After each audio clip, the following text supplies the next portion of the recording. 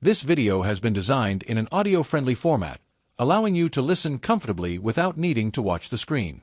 Whether you're driving, gardening, relaxing, multitasking, or visually impaired, you can enjoy the content much like a podcast. Simply press play and listen along. Forget the hollowed-out coins and the microfilms. Right. Forget that whole cinematic idea of a shadowy spy dropping through the ceiling to steal launch codes in the dead of night. Yeah, the Hollywood version. Exactly. Because today, the most dangerous frontier for international espionage isn't like a secret military base or some high-tech underground bunker. It's your local city council meeting. Oh, absolutely. It's the mayor's office. It's the open public square where, community decisions are made every single day. And we are looking at an explosive stack of documents today that really just prove exactly how this modern machinery of foreign influence operates. Yeah, the transition from clandestine theft, like someone sneaking into a vault to steal blueprints, to the mundane structural reality of civic infiltration, it completely changes how we have to understand national security. It really does. And the sources we're diving into today, they provide a very raw, very detailed look at that exact transition. Right. And we know you're here because you want the facts distilled from the noise, and you want to understand the underlying mechanics of these really complex issues. So our mission for this deep dive is twofold. First, we're examining the concrete, factual catalyst detailed in our sources, which is a high-profile espionage guilty plea involving a California mayor. Yeah, massive story. And second, we are exploring how the authors of these sources use that specific, isolated legal case to launch a sweeping and, highly politically charged argument about a much broader network of alleged foreign infiltration in the U.S. But, before we go any further, we really need to establish a very clear baseline about the nature of the documents we're analyzing. Yes, that is a critical point. The sources provided for today's deep dive contain heavily politicized claims. Very heavy. Right. They make aggressive partisan assertions targeting specific political figures and, a specific political party. So our purpose here is not to validate this political rhetoric or take sides or endorse the viewpoints presented. We're not doing that at all. No, we are simply reporting on what is contained within the text impartially. We're just giving you the tools to understand the anatomy of the argument these sources are making. Exactly. We're dissecting their methodology. We're looking at the evidence they present, the claims they construct from that evidence, and the ultimate conclusion they're trying to drive the reader toward. Ooh, okay, let's unpack this. We have to start with the factual anchor of these documents. Right, the center of gravity here. Yeah, the center of gravity is a woman named Eileen Wang. She served as the mayor of Arcadia, California. Arcadia. And according to the federal court records that are detailed in our sources, Wang appeared in federal court for her arraignment this afternoon. She agreed to plead guilty, and she agreed to resign from public office. And the specific charge she pleaded guilty to, that is the key to understanding the rest of the source material. Okay. She was charged with violating 18 U.S.C. 951. 18 U.S.C. 951. Right. And in federal criminal codes, this means she was acting in the United States as an illegal agent of the People's Republic of China, the PRC. When the source says she was an illegal agent, my mind immediately jumps to, the Espionage Act. Right, yeah. I picture someone sneaking out classified satellite schematics or something. But looking at the details of the court records in our text, that's not what she was doing at all. No, not at all. It almost sounds bureaucratic, like she was an unregistered public relations representative for a foreign government. Sure. What exactly does acting as a foreign agent look like in this specific case, according to the text? Well, what's fascinating here is the explicit timeline and the specific nature of her operational activity. Okay. Wang admitted to acting as a foreign agent from at least 2020 through 2022. Wow, 2 years. Yeah. Yeah. And the documents state clearly that she was acting at the direct instruction of the PRC government. But her goal wasn't stealing state secrets. Right. She coordinated with individuals to promote PRC interests by spreading pro-PRC propaganda in the United States. I'm just trying to visualize how that actually functions on the ground. How does a local municipal mayor execute a foreign propaganda campaign for 2 years without getting caught immediately? It's tricky, right? Yeah, because it's not like she's going on national television reading a script from Beijing. No, it operates much more subtly through the mechanics of local civic influence. Interesting. A mayor has the power to shape community narratives. They can issue city proclamations. They can establish sister city agreements or steer the rhetoric at public events to normalize the policies or viewpoints of a foreign power. I see. It is about unauthorized influence. And the federal legal system treats this kind of covert narrative shaping with extreme severity. Because of this guilty plea, Wang faces a statutory maximum sentence of 10 years in federal prison. 10 years for acting as a covert mouthpiece. That penalty really highlights how vulnerable our local democratic spaces are. It really does. You have a sitting public official entrusted by her community, actively coordinating with a foreign adversary to manipulate the local information environment. It's a very concrete, localized example of foreign interference. And it's a verified legal conclusion. I mean, she admitted to the actions in federal court. Right. But the authors of our provided source material, they don't present Wang's case in a vacuum. They use her guilty plea as the foundation to build this massive, highly partisan skyscraper of allegations. Yes, they do. The central thesis of the provided text is stated explicitly. The source claims, and I'm quoting directly here, "We have a CCP problem, and they reside within the Democrat Party." End quote. Yeah, very direct. They use the Arcadia mayor's guilty plea, and they also note her fiancé reportedly pleaded guilty as the launching pad to argue that this is a sweeping systemic pattern. And then the documents pivot into this meticulous list of high-profile Democratic political figures. They allege various levels of ties or vulnerabilities or active infiltration by the Chinese Communist Party. Right, and rather than just reading down this list of names geographically, let's look at the actual mechanisms of alleged infiltration the source is claiming. Okay. Yeah. Because when you group these allegations together, you start to see a very specific narrative about how the authors believe proximity creates power. Let's start with what we might call the inner circle vector. The inner circle, right. The source points to the late California Senator Dianne Feinstein. The specific claim is that her personal driver and staffer, someone employed for 20 years, was a Chinese spy. Just consider the mechanics of being a driver for a U.S. senator for 2 decades.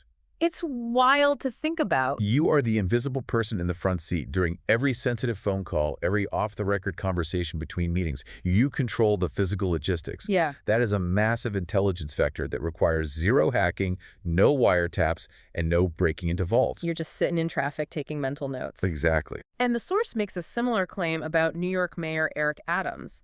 They allege his mayoral aide, Winnie Greco, is under investigation as a CCP spy.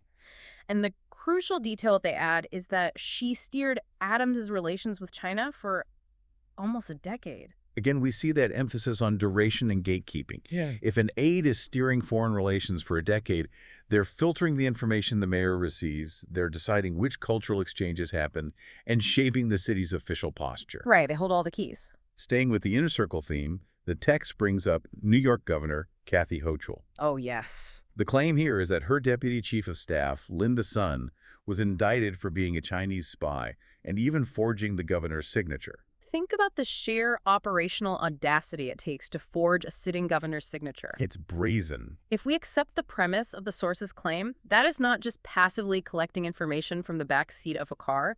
That is actively seizing the levers of state power. You are executing decisions on behalf of the executive without their knowledge. If we connect this to the bigger picture the source is trying to paint, the strategy becomes really clear. How so? The argument is that the CCP doesn't need to recruit the politician if they can compromise the ecosystem around them. The people who manage their schedule, drive their car, or write their memos, those are the actual targets. That brings us to the next mechanism the source highlights, which is the campaign finance or business vector. Right. The text points to Virginia Governor Abigail Spanberger. The allegation is that she took $50,000 in campaign cash from a CCP member and electric vehicle tycoon. So the mechanism of influence shifts here from logistical access to financial leverage. Yeah. And the source applies a similar logic to the national level, asserting that, quote, Hunter Biden and the Biden crime family, Democrat, had business relationships with the PLC, unquote. And I'm going to pause just to clarify that we are reporting that claim exactly as it is written in the document, including their specific use of the acronym PLC rather than PRC. Good catch, yeah. The source is painting a picture of financial entanglement as a form of compromise. We also see what we could categorize as the compromise or romantic vector. Yes. The text points to California Representative Eric Swalwell, making the specific claim that he allegedly cheated on his wife and slept with a Chinese spy. It's the classic honeypot operation, right? Designed to create blackmail material or emotional leverage. Exactly. And finally, the text makes a broader claim regarding campaign ties, pointing to Boston Mayor Michelle Wu and alleging her campaign had ties to the CCP. So across all these different vectors, the long-term staffers, the campaign donations, the romantic entanglements, the sources attempting to demonstrate a multi-pronged systemic infiltration of a specific political party. You know, I'm looking at this sprawling list of politicians and their alleged ties, and I keep coming back to a glaring structural element of this document. What is that? The authors don't just list the names and the alleged espionage connections. They meticulously attach a specific catalog of domestic policies to almost every single name on this list. They do. They weave the alleged foreign influence directly into the fabric of domestic political platform. Right. Here's where it gets really interesting. If you are a foreign intelligence service in Beijing, your primary concerns are usually massive geopolitical issues. Right, macro stuff. You're worried about trade tariffs, military posturing in the South China Sea, access to semiconductor technology. But I'm looking at the policies the sources repeatedly attribute to these compromised figures, and they are hyper-domestic American culture war issues. Yeah, the list is remarkably consistent. The sources claim these figures advocate for open borders and sanctuary city laws. They list defunding the police and defunding ICA. They explicitly list LGBTQ for children. They list DEI policies, diversity, equity, and inclusion. They list reparations. And they list aggressive taxation, writing that these politicians will tax you for everything. I am genuinely struggling to see the leap here. Why would a foreign intelligence apparatus dedicate resources and risk exposure to influence a local American school board's DEI program or a municipal debate about a sanctuary city ordinance? It seems like a stretch. It seems completely disconnected from international statecraft. Well, you have to look at this through the lens of rhetorical strategy. When you analyze the text impartially, you realize the author is creating an argumentative correlation. They are taking the most contentious, polarizing, progressive platforms in modern American politics, and they are asserting that these are not organic, grassroots policy platforms. They're framing them as the malicious agenda of compromised individuals. Precisely. When the document lists Mayor Wu, or Representative Swalwell, or Governor Hochul, it immediately follows their alleged CCP connections with their support for sanctuary cities, DEI, or defunding the police. Oh, I see. The source is arguing that the presence of CCP influence is inextricably linked to the promotion of these specific policies. I see the maneuver now. It's a way of completely delegitimizing the policy by attacking its origin. Exactly. If you can convince a reader that a diversity initiative or a local policing budget is actually a policy favored by or pushed by covert foreign agents, you bypass the debate entirely. You don't even have to argue the merits. Right. You don't have to argue about the merits or flaws of DEI or sanctuary cities. You have branded the policy itself as a tool of foreign subversion. It is an incredibly potent framing device. It takes the very real, universally understood anxiety about national security, which, remember, the source establishes right up front with the actual verified guilty plea of Mayor Wang, and it weaponizes it against domestic political opponents. Oh, wow. The subtext of the document is clear. You shouldn't just oppose these progressive policies because you disagree with them politically. You must oppose them because they are the preferred policies of individuals infiltrated by the Chinese Communist Party. That fundamentally alters the nature of our civic discourse. It wraps the domestic culture war in the flag of national security. It really does. Suddenly, a local disagreement over a municipal tax rate or an LGBTQ curriculum isn't just neighbors having a community discussion. In the framework established by these sources, that disagreement is an extension of a hostile foreign intelligence operation. Which is exactly why this rhetoric makes standard political compromise almost impossible. Right. You might compromise with a neighbor who has a different view on taxes. You do not compromise with the propaganda arm of a foreign adversary. So what does this all mean? We started this deep dive with the documented reality of a federal court case. Mhm. Arcadia Mayor Eileen Wang pleaded guilty to acting as an illegal agent for the PRC. Right. We explored the mechanics of that, how she admitted to spreading pro-PRC propaganda from 2020 to 2022, operating at the municipal level to shape community narratives, and is now facing up to a decade in federal prison. That case provides the factual bedrock. It proves that foreign influence at the local, civic level is a tangible reality, not just a theoretical concept. But then we traced how the provided sources take that factual bedrock and build a highly partisan narrative on top of it. They use Wang's case to validate a much broader claim that the CCP is deeply embedded within the Democratic Party. Yep. They map out these various vectors of alleged infiltration, the 20-year staffers, the campaign coffers, the honeypot surrounding prominent figures from Boston to California. And most critically, we examined how the sources explicitly link that alleged foreign infiltration to a very specific set of polarizing domestic progressive platforms: DEI, sanctuary cities, defunding the police, reparations, and LGBTQ policies. The sources essentially frame these domestic culture war issues as the direct output of politicians compromised by a foreign power. It takes the classic idea of the spy stealing a secret and redefines modern influence as the act of shaping what Americans believe about their own local governments and their own neighbors. Looking at how neatly these claims of foreign influence intersect with our own domestic arguments, we have to consider the ultimate strategic goal of the adversary. But wait, are we giving the adversary too much credit by assuming they care about our specific local laws? That's the million-dollar question. Yeah, because if a foreign power is investing immense time and resources into influencing American politics, I have to wonder what their actual endgame is.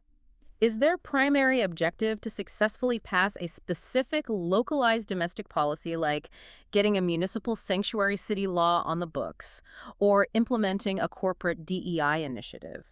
Or is their goal simply to identify the issues that already cause the most intense, fiery division among Americans and pour gasoline on them?